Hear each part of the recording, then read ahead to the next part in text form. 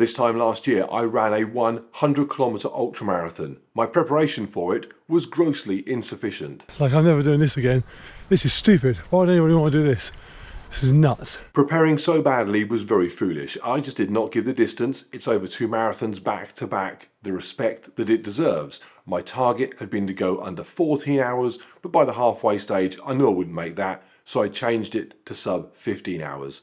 Didn't make that either. But in the video that I made straight afterwards, I explained how I knew what I'd done wrong and that I would return to put things right.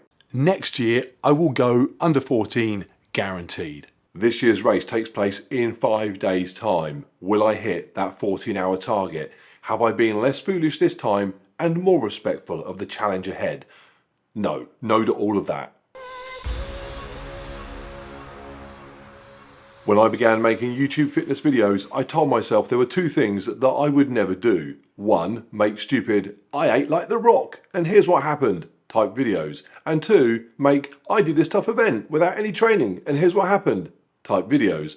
So I apologise for what's coming up. No, I've not worked my way through 15 pancakes for breakfast, but I have just done, with less than a week to go, my first training run for a 100-kilometre ultramarathon.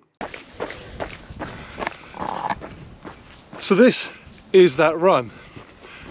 Just hit 1 kilometre and walking already because I'm going too bloody fast.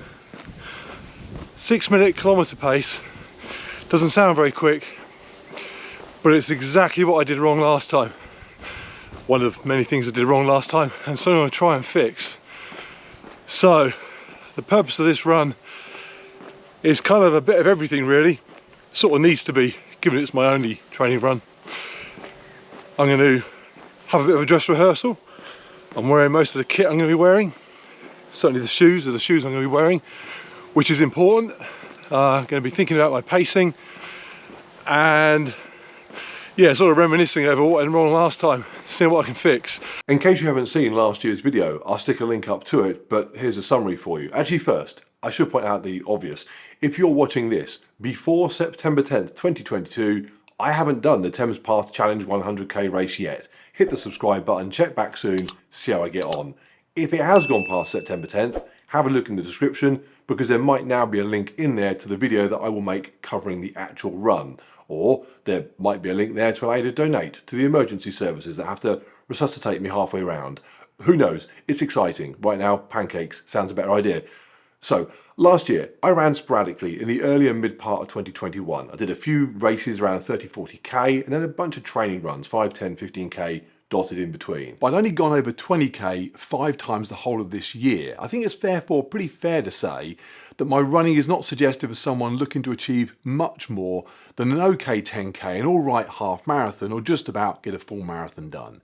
And if you think, yeah, but if you can run 40 odd k, you can run 100, that is not how it works. It isn't how it works. Being able to go and get around a 40-kilometre course prepares you for a 100-kilometre ultramarathon in the same way that a boxer-size class would prepare you for getting punched in the face. There are things that happen to the body, challenges to overcome, that you experience on a run of that distance that you simply do not encounter running for shorter durations. Even a full marathon, even a 50k marathon is just very different. So I went into that race last time without the proper training, but while that was obviously not ideal, there were issues during the run that were as problematic as the lack of preparation beforehand. So there was 3 big mistakes from last time. Mistakes that as soon as I finished the run, I knew next time round I will get those right. First one was pacing. I went off too quick and I had no idea what I was doing. I remember thinking, I think it was about 30k in last time, but I felt good. I was whizzing along. I was just going way too quick. Part of the problem was that the bit of running I had been doing during 2021 was mostly between 5 and 15 kilometres distance. For me, that's anywhere between a 4-minute kilometre pace and a 5-minute kilometre pace. I'd backed it off for the ultra, but I still went out at around 6-minute per kilometre pace. It's just way too quick. Here's what I said at the time. 30k update, 3 hours, 32 minutes. Feel alright. Actually, feel very good. Need to be slightly careful I don't start picking the pace up. There is a long way to go yet. Yeah, about 70k to go. So I was talking about feeling like I wanted to maybe increase the pace when I should have been looking to decrease it. Allowing for stopping at a food station, that first 30k I'd averaged way under 7 minute per kilometre pace. At the time I was thinking it felt slow and steady, and I was imagining finishing times of 12 or 13 hours. To give you an idea, a 12-hour finish time requires 7 minute per kilometre pace. But what I was doing was unsustainable and just storing up problems to come. Shoes. The shoes were a problem. The main problem was I didn't tighten my laces up. It really was as simple as that. The biggest problem right now is my toes. I should have stopped sooner and tightened up my shoes. My feet were moving around in them a bit, and by the time I did stop and tighten them up, just a few hundred yards back, my toes have been bashed against the end of the trainer.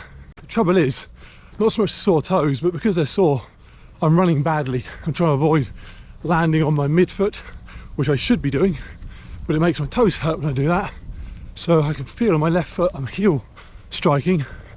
It's okay at the moment, but I won't get away with doing that for another 60k. My Achilles will go. So yeah, not ideal. No, it wasn't. Having wrecked my toes before halfway, I started then landing on my heel to avoid the pain of landing on my midfoot. That was just all biomechanically suboptimal. I basically screwed my feet up completely. In the weeks that followed that run, I lost half my toenails. It then took months for my feet to feel okay again. So, sort out my feet before they become a problem. There's some bigger issues with the shoes I'll talk about later. So, pacing, shoes, number 3.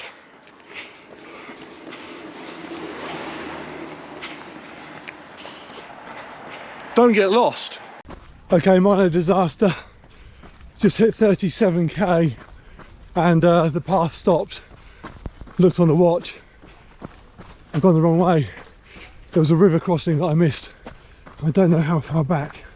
Just over 2k. Now, as you can see on the map, where I should have been was literally just the other side of the river. So it was actually very, very tempting, especially in the heat, just to swim across. But I knew that there was a check-in point before that point, so I had to get back anyway to that. Sign says 35k. I've got 39.4k. So yeah, 4k. Having to do an extra 4 and a bit kilometres wasn't the worst part of that. The bigger issue was that I was trying to keep my mind occupied the whole time by planning. When was the next stop coming up? When was I going to hit 60, 70, 80k? What was my ETA for the finish?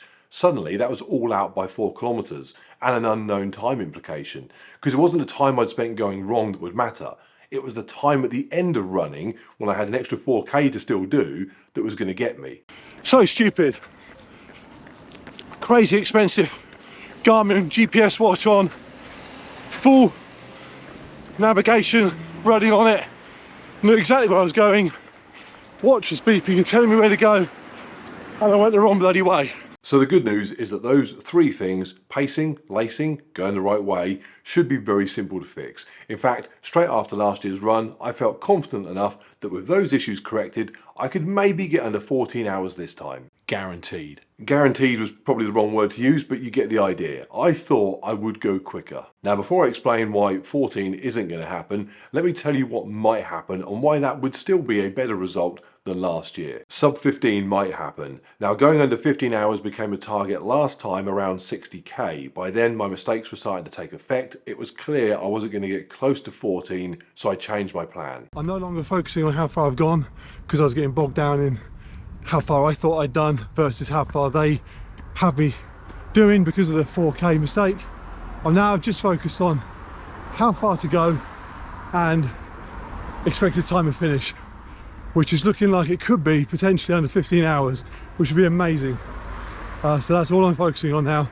The problem is, or at least it was for me, once you go past 60k, things start to compound up in a way that they don't over shorter distances. Even a 50k run, which is still a long run for most people obviously, taking many hours, even on those, you do avoid some of the things that only really kick in when you start to approach 9, 10, 11 hours of movement. Things don't get worse in a consistent way. Here's a very simple example. Things like rubbing, any part of your body bumping against another part of your body or your kit. So for me, my underarms would rub against the side of my running vest. Over a 50k race, 5 or 6 hours of running, that goes from, oh, I can't really tell it's happening, to mildly annoying, to, oh, a bit uncomfortable. then the race is over. My assumption was that beyond 50k, the next step to that would be slightly more uncomfortable, very annoying, and so on. It's not. It leaps exponentially to staggering discomfort, followed by bleeding and pain. You're now running along like a 8-year-old that's just seen Top Gun while crying. So I found there were two distinct stages of realization that this was not a normal race.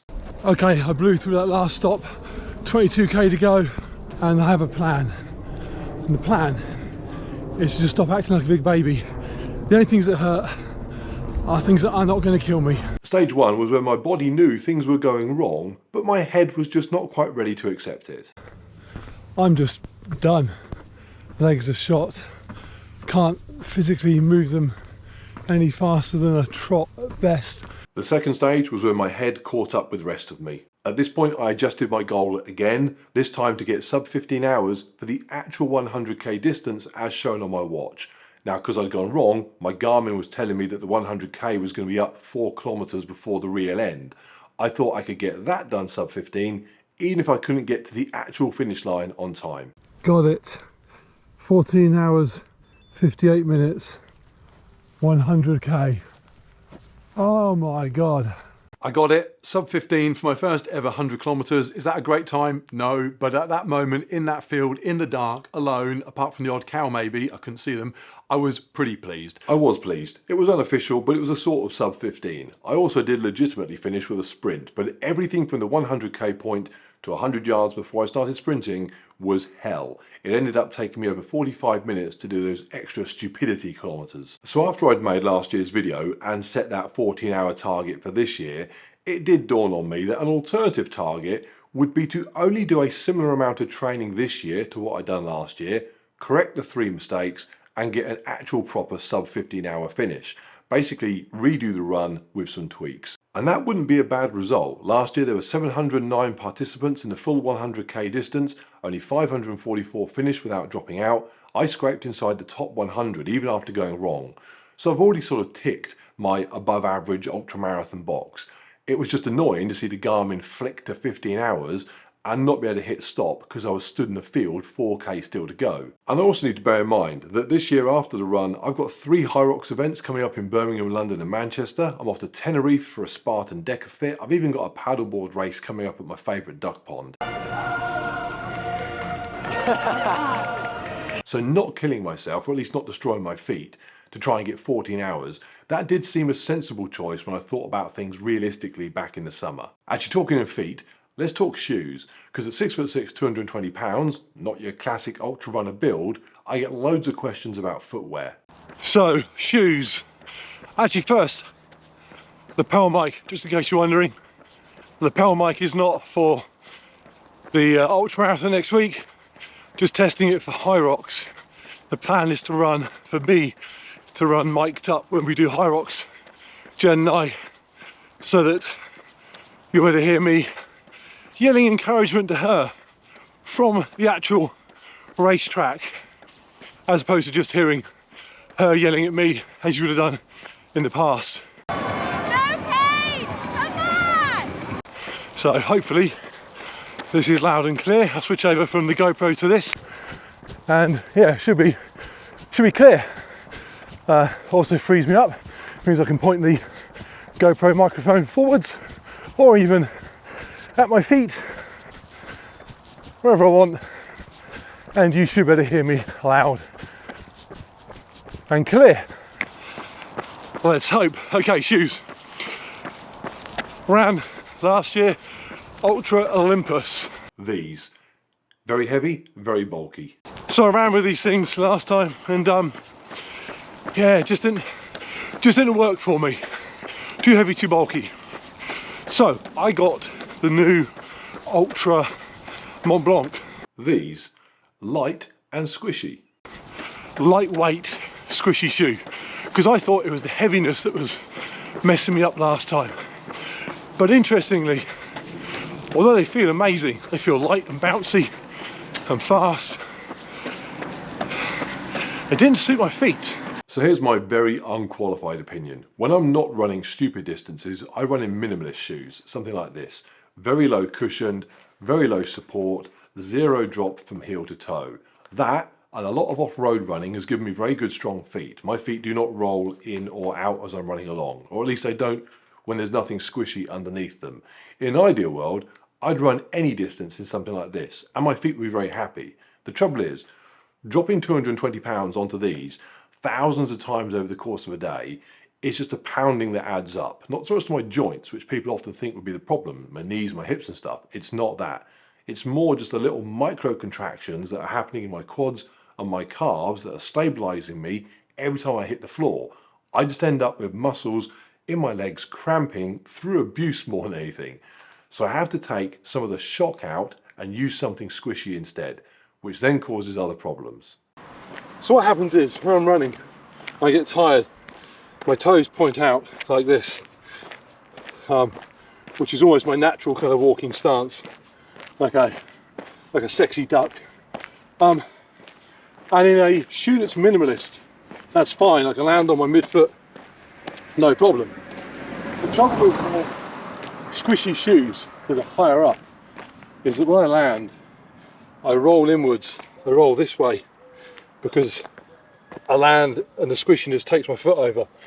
In very simple terms, and exaggerated slightly to demonstrate, if my foot lands pointing outwards rather than forwards, then momentum wants to cause it to keep moving forward. And if the surface beneath the shoe allows that to happen, the result is that my feet will land and then roll inwards, causing me ankle pain that I never get in less cushioned shoes. So I've gone for these Ultra Paradigms, clunky and cushioned, but supportive, designed to prevent rolling forwards. On the one hand, it's everything I hate in a shoe. On the other, it might be the best thing for the job. So yeah, so hopefully these shoes are going to work. I mean, it sounds ridiculous.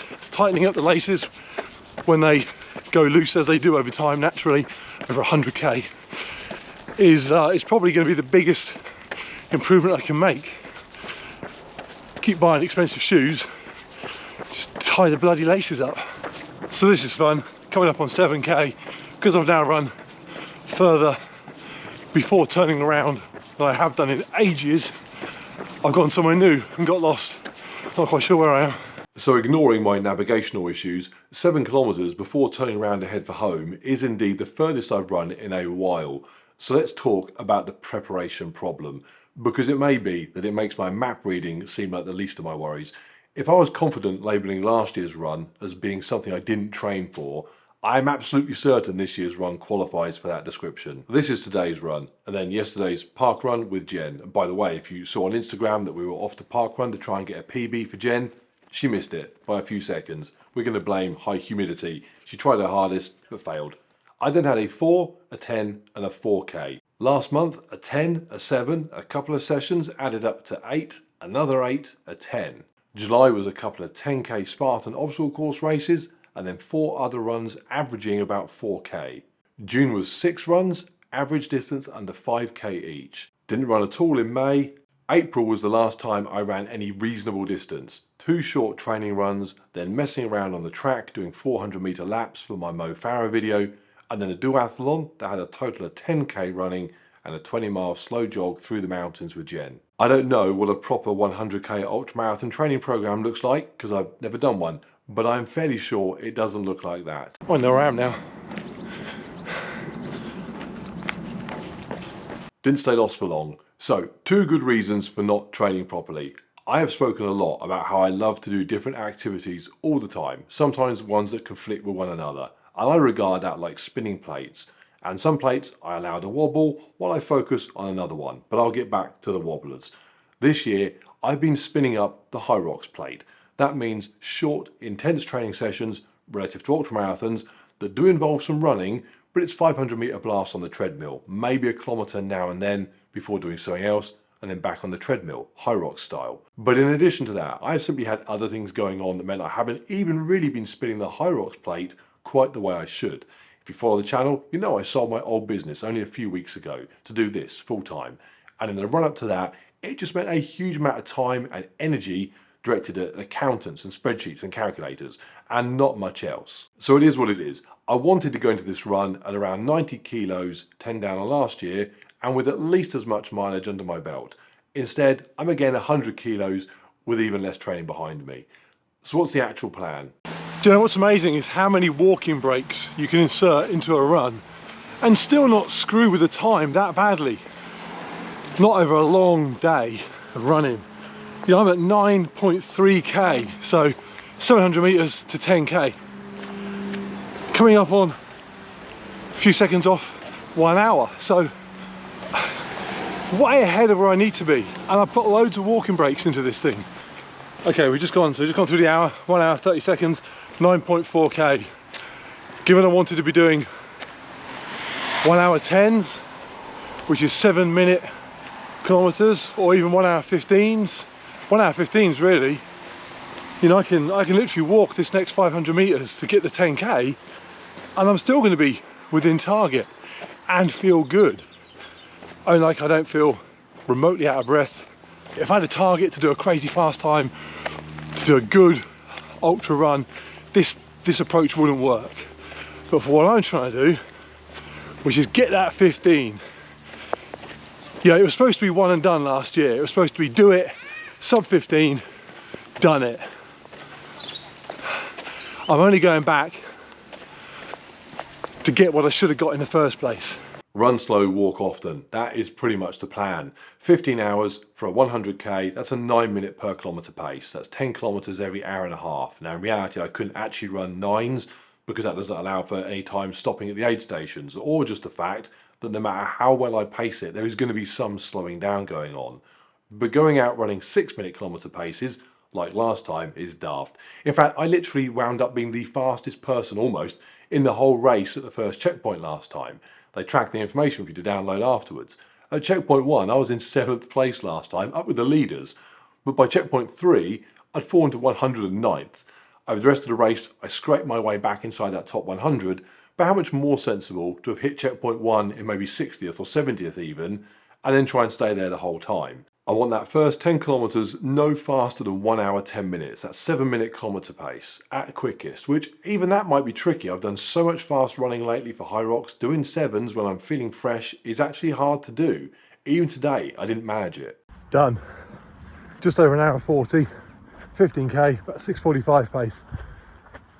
That is the end of my first and last proper training run. I suppose I feel a little underprepared. It's probably the best description. I just feel like I could have done with a few more of these sort of distance runs to just get used to this feeling again. So the best way to describe it, this experience, this feeling feels quite new. I've been doing lots of high intensity, explosive stuff recently, and that feels good. I know what that feels like. Although that felt tough at first, this now feels an unusual feeling. That just kind of, heart rate's low, but still feel tired. Don't really feel like I've expended huge amounts of energy, but just don't feel like I could do much more, which is a bit worrying. 15k, 85 to go. We'll see. We will see. We will see. If I come out of it with an official time recorded at the actual finish, not in the middle of nowhere, under 15 hours, I will be very happy. 6'6", 220 pounds, no distance training, but to just know that I have sufficient residual health and fitness that I can go and jog walk for the best part of a day and cover a significant amount of ground, that will be very satisfying. Depending on when you're watching this, I may have already run the race, so go check down in the description for part 2, I guess you'd call it. If it's not there, I've either not run it yet, or I have run it but I've not yet put the video together. Or something went terribly wrong. For whatever reason, there is no video coming. You won't get to see somebody trying to complete something very tough without training, and here's what happened. If that is the case, I'm not sure what I'll do to follow this up instead. I probably should go order some pancake mix.